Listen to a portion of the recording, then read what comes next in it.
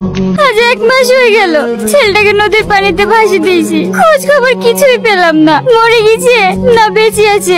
জমিদার বাবু তুই এক্ষুনি চলে আসলি যে? গিয়ে দেখি আমাদের ছোট বাবু এখনো বেঁচে আছে।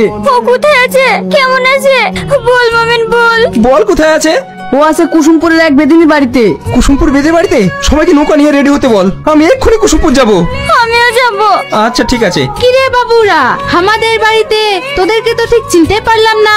হ্যাঁ আমাকে চিনবে না মা, আমি সোনাডাঙ্গার জমিদার শাহিন, আমার ছেলে। আয় আয় বস, তোদেরকে যে বসতে দেব সেই জায়গাটুকু আমাদের নেই। থাক মার বসবো না। শাহিন হায় বাপ আমার বুকে আয়। মা বেদিনী মা, তুমি যা আমার উপকার করেছো এই ঋণ আমি কোনোদিন শোধ করতে পারবো না। এই নাও মা আমার অঙ্গীকার করা পুরস্কার, এতে আছে 10 লক্ষ টাকা আর কিছু সোনা। থাক বাবুজি, আমাদের অত টাকা লিয়ার দরকার নাই, আমরা গরিব আছি বটে, অত টাকা লিয়ে আমরা রাখবো কোথায়? তাহলে কি পেলে তুমি খুশি হবে বলো মা? তুমি যা চাইবে আমি তাই দেবো। যাকে আমি আমার জীবনের মায়া ত্যাগ করে ভালো করেছি তাকে আমি আমার জীবন সঙ্গী হিসাবে চাই। তোমার স্পর্ধা দেখে আমি অবাক হয়ে যাচ্ছি বেদকন্যা, তুই এক্ষুনি বেরা, আমি দেখছি কে আটকাই। না আব্বা, আমি সালমাকে অনেক ভালোবাসি, ওকে ছেড়ে আমি কোথাও যাবো না। ওগো তুমি এত উত্তেজিত হও না, একটু চুপ করো না। তোমরা যখন দুজন দুজনকে ভালোবাসো আমি আর তোমাদের মাঝখানে বাধা হয়ে দাঁড়াবো না। তোমরা দুজন আমাদের সঙ্গে চলো, বাড়ি গিয়ে তোমাদের ধুমধাম করে বিয়ে দেবো। আজকে যে আমার কি আনন্দ হচ্ছে।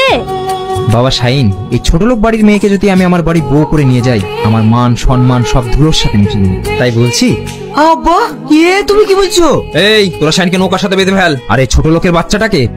বা জমিদার বা, এই তোর পুরস্কার, উপরে যদি আল্লাহ থাকে এর বিচার একদিন করবে। ওগো তুমি এত বড় পাপের কাজ করো না। তুই চুপ কর, ওকে জলে ফেলে দে।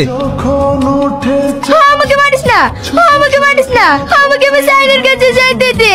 তোর ভয় নাই রে মা? কে মা তুই? তোর বাড়ি কোথায়?